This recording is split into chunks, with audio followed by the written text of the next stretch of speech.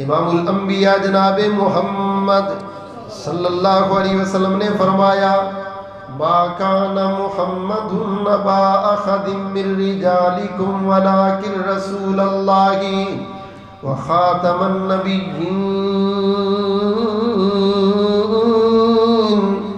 وکان اللہ بکل شیء علیما۔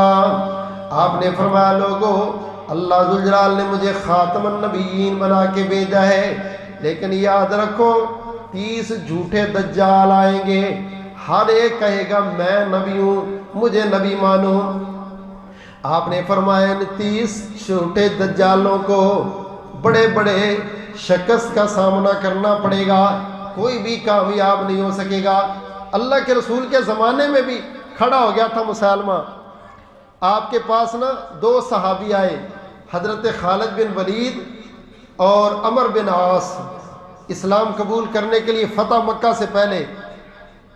آپ نے فرمایا آؤ بھائی بڑا سفر کر کے آئے، پڑھو کلمہ۔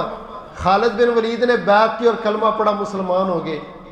عمر بن عاص نے نا اس طرح سے ہاتھ کیا، پھر ہاتھ پیچھے کر لیا، کہتا اللہ کے رسول صلی اللہ علیہ وسلم میں کلمہ پڑھنے سے پہلے کوئی بات کرنا چاہتا ہوں۔ فرمایا کرو۔ کہتا یہ بتائیں کہ میری جرم اور غلطیاں بڑی ہوئی ہیں، کیا اللہ کلمہ پڑھنے کی وجہ سے میرے سارے گناہ معاف کرے گا؟ فرمایا عمر بن عاص تیری جنت کی گارنٹی میں دیتا ہوں، تو کلمہ پڑھ۔ اس نے کلمہ پڑھا، یہ دائرہ اسلام میں داخل ہو گیا۔ صحابہ کہتے ہیں کوئی بندہ ہم نے نہیں دیکھا جس نے آ کے کوئی شرط لگائی ہو اور اللہ کے رسول صلی اللہ علیہ وسلم نے اس کی شرط کو مانا نہیں اسلام قبول کرنے کے لیے۔ مسلمہ آ گیا، کہتا میں نے بھی کلمہ پڑھنا۔ فرمایا پڑھ۔ کہتا ایک شرط ہے۔ فرمایا بتا۔ کہتا شرط یہ ہے کہ آپ میرے ساتھ عہد کر لیں کہ جب آپ دنیا سے چلے جائیں گے نا تو نبی میں بنوں۔ آپ نے فرمایا کیا کہہ رہا تو، عقل تیری کام کرتی ہے؟ اور مجھے نبی نہیں ماننا، صرف مجھے آخری نبی ماننا ہے، میرے بعد کوئی نبی نہیں آ سکتا۔ کہتا اچھا آپ غصہ نہ کریں، چل پوری دنیا کا نبی نہیں، بنو حنیفہ قبیلہ جو میرا ہے صرف مجھے اس کا نبی بنا دو۔ آپ نے فرمایا مسلمہ سن، یہ چھڑی ہے نا میرے ہاتھ میں، اگر تو اس کے مقابلے میں صرف نبوت کی چھوٹی سی چھڑی بھی مانگے نا تو اللہ کی قسم یہ چھڑی بھی میں تجھے دینے کے لیے تیار ہوں، چل اٹھ دفعہ نکل جا میرے سامنے۔ تاریخ اسلام کا یہ واحد بد نصیب ہے جس کو میرے نبی نے اپنے سامنے سے اٹھا دیا تھا۔ اللہ کی قسم ختم نبوت پر بھونکنے والا تو دور کی بات ہے، ختم نبوت پر اعتراض کرنے والے کا نبی نے کلمہ بھی قبول نہیں کیا۔ 700 حفاظ شہید ہوئے، حضرت ابو بکر صدیق رضی اللہ تعالیٰ عنہ کو زیر قیادت بہت بڑی جنگ یمامہ لڑی گئی، جو صرف ان مدعیان جھوٹے نبیوں کے خلاف لڑی گئی تھی۔ اللہ کے بندو ختم نبوت کے ساتھ مسلمانوں کا اور ہمارے اسلاف کا کتنا گہرا ایک تعلق ہے اور کتنی قربانیاں ہیں۔ یہ وہ عقیدہ ہے جس پر بندہ مر تو سکتا ہے، کٹ تو سکتا ہے، کمپرومائز نہیں ہو سکتا۔ اور یاد رکھیں یہ جو قادیانی اگر آپ کو کوئی ملے، آپ سے بات چیت کرے، آپ کو تنگ کرے تو چند ایک سوال صرف اس سے کر لیں۔ پہلی بات یہ ہے کہ دنیا میں جتنے بھی نبی آئے ہیں نا ان سب پر اللہ نے آسمان سے کتاب نازل کی ہے، بتاؤ اس پر کون سی کتاب نازل ہے؟ جواب نہیں آپ کو ملے گا۔ نمبر 2، دنیا میں جتنے بھی نبی آئے ہیں اس نبی کا دنیا میں کوئی استاد نہیں ہے، نبی کا استاد خود رب رحمان ہوتا ہے۔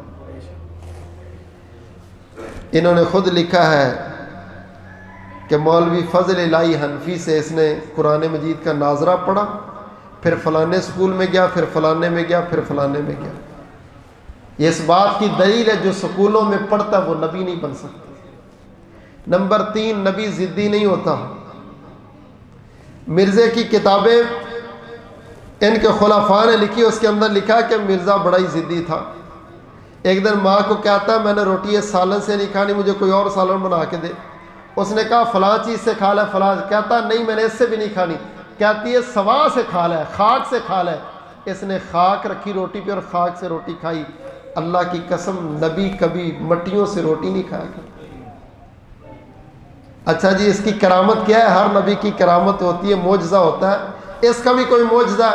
اس کا معجزہ یہ تھا کہ یہ دھوتی باندھتا تھا، ایک ڈب کے اندر اس نے گڑ رکھا ہوتا تھا، دوسرے کے اندر ایک ڈھیلا رکھا ہوتا تھا جس سے پیشاب اور پیخانے کو صاف کیا جاتا ہے۔ تو حضرت صاحب درویشی میں آ کر کے کبھی کبھی وہ ڈھیلا کھا لیتے تھے اور اس گڑ سے استنجا کر لیتے۔ ایسا نبی ان بد نصیبوں کو مبارک۔ اللہ کی قسم ہمارے پیغمبر تو وہ پیغمبر ہیں جن کا لعاب بھی زمین پر ان کے امتی گرنے نہیں دیتے۔ اللہ اکبر کبیرہ۔ ایک بہت بڑا مناظرہ طے ہوا قادیانیوں کے ساتھ، تو ہمارا جو مناظر تھا نا، اس نے پہنچنا تھا تو جان بوجھ کے ریل بند کروا دی گئی کہ وہ مناظر پہنچ ہی نہ سکے، وہ نہ پہنچ سکا بیچارہ۔ اب یہ پریشان ہو رہے کہ وہ پادری ان کا کھڑا، جناب بڑا قادیانی باتیں کر رہا ہے، کدھر گیا تمہارا مناظر ہو، بات کرو۔ تو ایک جٹ کھڑا ہو گیا، اس نے کہا جی میں ہی مناظرہ کرتا ہوں۔ اس نے کہا چلو جی آؤ۔ اس نے نا پہلی ٹرم میں 10 منٹ اس کو گالیاں نکالی۔ جب اس کی باری ہوئی، اس نے کہا یہ تمہارا مناظر ہے، یہ تو بدتمیز ہے، بد اخلاق ہے، بدبخت ہے، کمینہ ہے، لعنتی ہے، فلانا فلانا۔ اس نے تو گالیاں نکالی، نہ کوئی قرآن پڑھا، نہ کوئی حدیث پڑھی، نہ کوئی دلیل۔ اب لوگ بڑے پریشان۔ اس نے کہا یار تو نے ناک کٹوا دی، تجھے بات نہیں آتی تھی، نہ کر دو۔ اس نے کہا نہیں مجھے ایک باری پھر لینے دو۔ انہوں نے کہا بس کر، لے لی تو نے باری۔ اس نے کہا نہیں مجھے ایک جواب تو اس کو دینا تھا جو اس نے مجھے کہا۔ وہ کھڑا ہوا، اس نے کہا سنو جی، میں نے اس کو 10 منٹ گالیاں نکالی تو میں ہو گیا کمینہ، میں ہو گیا بدبخت، میں ہو گیا لعنتی، کیونکہ میں نے اس کو 10 منٹ گالیاں نکالی۔ اور جس نے 60 سال گالیاں نکالی ہیں، مرزا قادیانی صاحب کے معجزے کیا ہیں؟ گالیاں نکال، کہتا جس نے 60 سال گالیاں نکالی وہ نبی بن گیا، میں نے 10 منٹ نکالی کمینہ بن گیا۔ تو عقل سے سوچو تو صحیح، کس کو نبی مان رہے ہو؟ اور اللہ کے نبی صلی اللہ علیہ وسلم کا فرمان ہے کہ نبی جہاں فوت ہوتا ہے وہ جنت کی کیاری بن جاتی ہے۔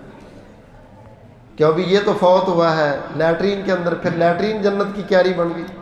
ویسے ایسے لوگوں کی جنت وہاں ہی ہوتی ہے، ان کو جنت اگلی نصیب نہیں ہونی۔ آئے میرے محترم بھائیو، اس بد عقیدگی کو ختم کرنے کے لیے شعور پیدا کریں، اپنی نئی نسل کو بچائیں، علماء کے بیان سوشل میڈیا پہ چلائیں، ان کو اویئرنس دیں، پکڑ کے لائیں، جو پھسل رہا ہے اس کو علماء کے ساتھ بٹھائیں۔ یہ ہماری ذمہ داری ہے۔ آپ کی تھوڑی سی محنت سے اگر ایک بندے کا عقیدہ بچ گیا، نہ جانے وہی آپ کی نجات کے لیے کافی ہو جائے۔ کل حضور مسکرا کے کہیں اور میری خاطر محنت کرنے والے تو دھوپ میں کھڑا نہ ہو، آ میرے ساتھ جنت میں چل۔ اللہ زندہ رکھے ایمان پہ۔